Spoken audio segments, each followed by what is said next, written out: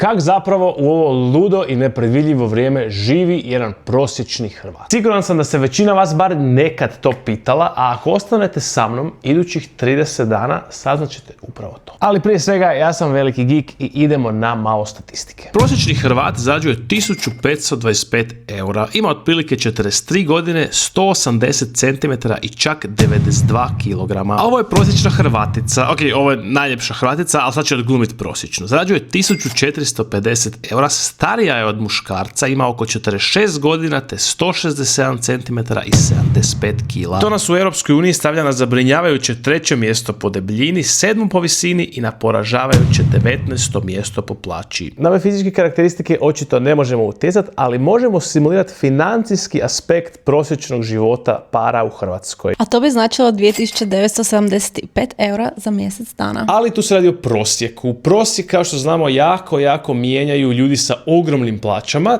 tako da smo svjesni da ovo nije realna situacija u kojoj živi većina Hrvata. Zato ćemo mi u obzir uzeti medijan, broj od kojeg pola ljudi zarađuje više, a pola ljudi zarađuje manje, što iznosi za dvije osobe 2545 eura. Tematski za ovaj serijal ja ću raditi tradicionalna hrvatska jela na svom profilu, tako da zapratite ako vas to interesira. I time službeno započinje još jedan serijal u kojem ćemo živjeti kao prosječni Hrvati, odnosno specifični kao medijalni Hrvati sa 2545 eura mjesec dana. Meni se to čini kao jedan poprilično solidan iznos, da iskren budem, a vi zapratite ako vas zanima kako ćemo se mi snaći i kako to živi prosječni Hrvat u 2026.